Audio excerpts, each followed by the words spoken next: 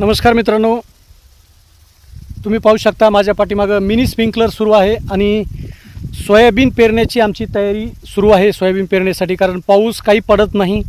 जून महिना जवळपास संपलेला आहे आणि पावसाची काही शाश्वती नाही, कारण वारं सुटलेलं आहे. आषाढी फिरेपर्यंत पाऊस पडेल असं काही वयोवृद्ध जाणकारांचं मत आहे की पाऊस त्याच वेळेस पडू शकतो ज्यावेळेस आषाढी माघारी फिरेल.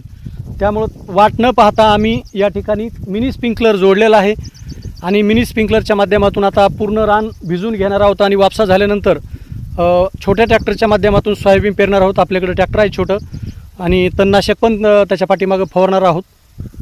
त्याचं घाई करण्याचं कारण एक आहे मित्रांनो, दरवर्षी मी या क्षेत्रामध्ये घेवडा करतो आणि घेवड्याची पेर हे 13, 14, 15 तारखेच्या आसपास मी करत असतो. पण यावर्षी सोयाबीन त्या दरम्यान निघल असं वाटत नाही, कारण उशीर झालेला आहे.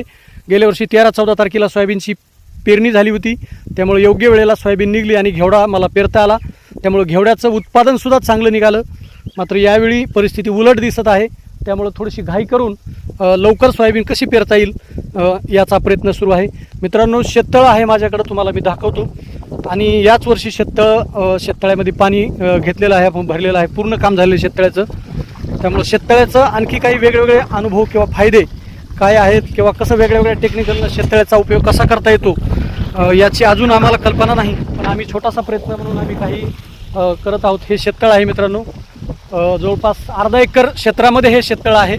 यावर्षी उन्हाळ्यामध्ये शेततळं पूर्ण झालं आणि त्या पलीकडच्या बाजूला पाहू शकता हिरवागार जो दिसतो तो आमचा ऊस आहे. आणि ह्या शेततळ्याच्या जीवावरती पूर्ण उन्हाळाभर आम्ही तो ऊस जोपलेला आहे. चांगल्यापैकी वाढ पण ऊसाची झालेली आहे, फुटवा चांगला आहे. विशेष म्हणजे माझ्याकडे बैल नाहीत, मिनी ट्रॅक्टर आहे आणि ट्रॅक्टरच्या माध्यमातून ऊसाचं पूर्ण मशागत ऊसाची आम्ही करतो. 4.5 किंवा 5 फुटावर ऊसाची लागण केलेली आहे. भविष्यामध्ये आणखी त्याच्यामध्ये प्रयोग करण्याचा मानस आहे. या शेततळ्यामध्ये मित्रांनो काही बोरचं पाणी आहे, हे तुम्ही पाहू शकता. हे बोरचं पाणी शेततळ्यामध्ये पडतं आणि हे काळा पाईप जो दिसतो, हा काळा पाईप जो आहे तो आतमध्ये पाणबुडी आहे. सिंगल फेजची 3 HP पाणबुडी आहे. त्या पाणबुडीचं पाणी आम्ही सर्व पिकांना वापरतो. पाईपलाईनला ती जोडलेली आहे.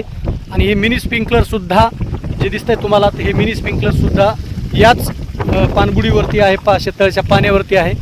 त्यामुळं नेमकं तुम्हाला आमचा हा प्रयत्न कसा वाटला कमेंट बॉक्समध्ये जाऊन सांगा. आणि आपल्याकडं जर शेततळं असेल तर शेततळ्याचा आपण वापर नेमका कसा करतोय, वेगवेगळ्या पद्धती, वेगवेगळ्या आयडियाज आपण कशा वापरतोय हे आम्हाला कमेंट बॉक्समध्ये जाऊन सांगा. किंवा काही व्हिडिओ असतील